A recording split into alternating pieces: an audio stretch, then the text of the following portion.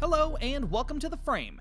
We start this week with an update on the plan to build a new community center within Framingham, as results from a public survey are now in amid renovation work at the site of the former Marion High School along Union Avenue. The city acquired that property for just over $3 million 2 years ago. The city released their findings from the survey, which had close to 900 responses, on October 20th.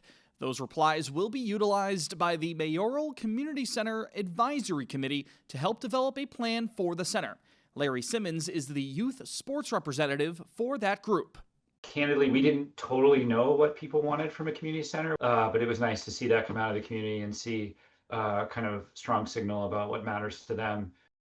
Just over 98% of the responses came in from local residents, while about 44% were from people who have lived in Framingham for more than 2 decades. Close to 80% of the responses came from people who were at least 36 years old, most of that cohort being those aged 36 to 54, and another 44% of replies came from families with kids.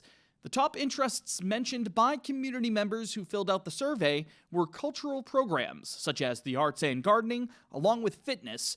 Community-oriented events were another major interest point based on the survey's results. There was a wide range of requested amenities at the new community center. Chief among them were fitness and dance studios, basketball or pickleball courts, spaces for arts and crafts, a kitchen, a performance arts center, and a community garden. Just over a quarter of the respondents told the city that they'd use the community center weekly. Overall availability through personal schedules and programming at the site, along with parking and affordability concerns, were cited as the top potential barriers for respondents to utilize the center. Even after the survey's closure, Simmons invites residents to provide additional feedback on what they want to see at the community center. The door is open.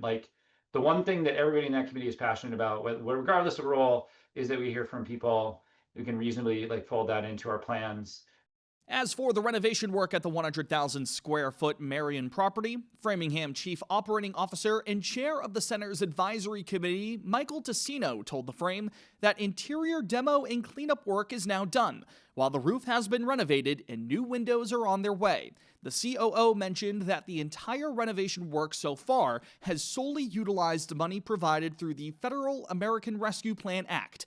While he's unsure of what the final cost of the community center's development will be, Tassino said he and other local leaders are working with the contracted architecture firm to develop an estimate. I had a discussion with the architect, and he thinks if we were to do the whole building and we put it out to bid, it's probably about 12 to 14 months, which in my mind is not that bad. Tassino explained that the city has reapplied for additional federal funding for this project, as $5 million initially earmarked for the community center were excluded from a government funding budget that was approved by Congress back in March. Tassino said that the process for reacquiring those funds is currently on hold. Candidates for mayor and city council within Framingham recently took part in a forum hosted by Energize Framingham to discuss environmental, climate, and sustainability topics. The event, which took place October 18th at First Parish Church, featured Mayor Charlie Sositsky in his re-election bid, along with challenger Jeff Epstein, as well as multiple candidates in contested and uncontested city council races.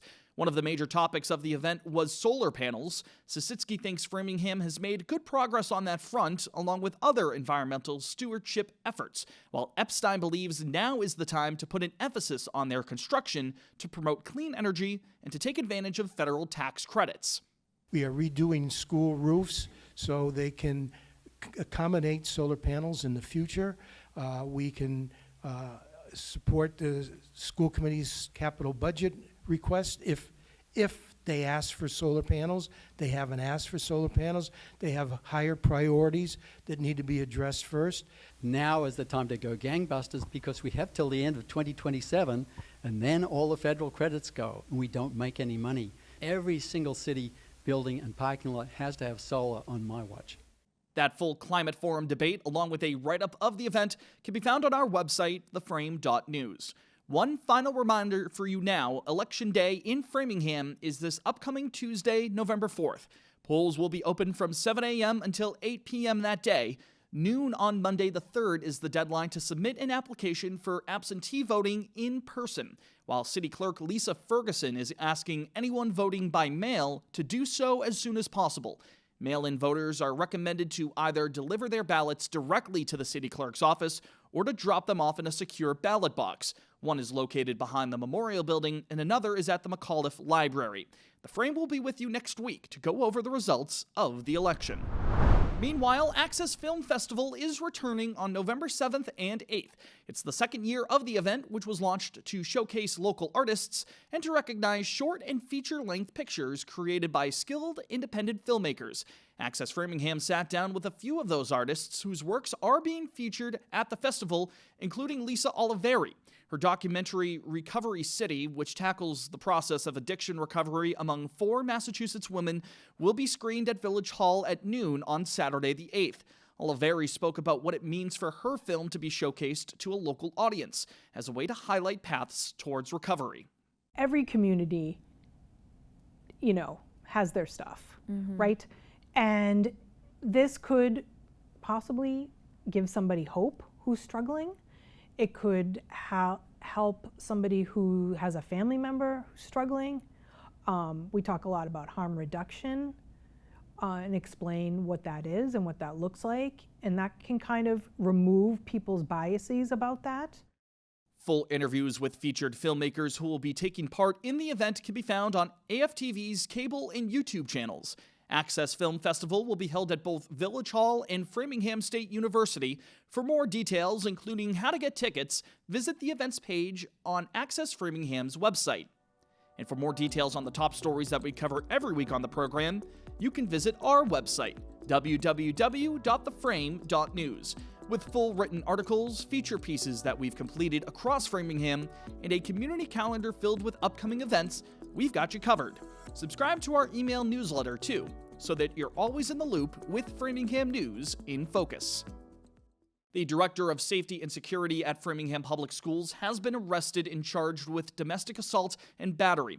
The Metro West Daily News reported that 59-year-old Eugene Scott Penrod, who's been employed as the school system's Safety and Security Director since 2018, was apprehended last Thursday night, the 23rd. The paper added that he has been put on paid administrative leave pending an investigation. According to reports, Penrod's arraignment is scheduled for Monday, November 17th.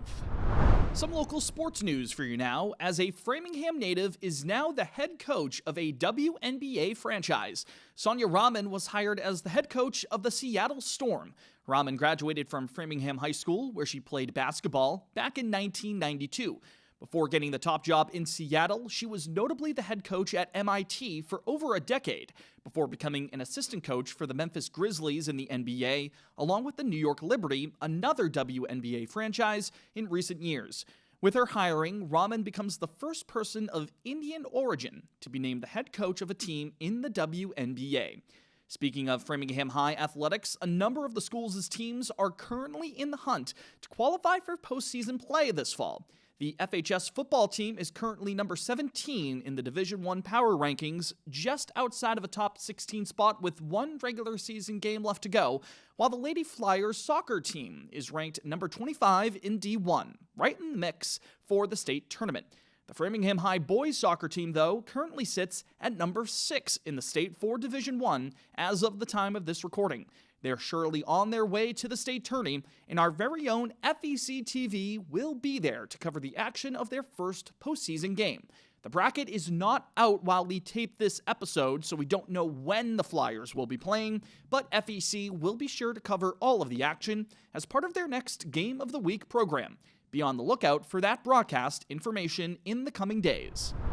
And finally this week, a preview of our frame-by-frame segment. It's a continuation of a partnership that we have with the Framingham History Center amid the community's 325th anniversary of incorporation, and it's a story that's perfect given the time of year. This past Sunday, the center hosted its annual Haunted Trolley Tour. We were able to get a special look ourselves along the tour's path as we learned about Framingham's ghost history and the community's connection to Halloween as we now know it. Let's take a look. Welcome to the Haunted Trolley Tour. You know, when you have a town that's 325 years old, you know there are going to be stories. I thought, let's combine history and my favorite holiday of Halloween and do a trolley tour. Halloween was a romantic holiday, believe it or not. And one of the things people would do is they would do all these different things to sort of see their romantic future. And now we swipe left or right. So, you know, it's As always, you can find more frame-by-frame coverage on our social media pages. Our home on Instagram is at @FrameNews_, and you can search for The Frame on Facebook. Subscribe to Access Framingham's channel on YouTube, and hit the bell icon to be notified whenever we post new content. Full Frame episodes are posted onto Spotify as well. Follow us there so that you can listen to or watch the show. That's all for this week's Framingham News in Focus. On behalf of our entire team, thank you for joining us. My name is Brendan Fitzpatrick. We'll talk to you next week. Take care.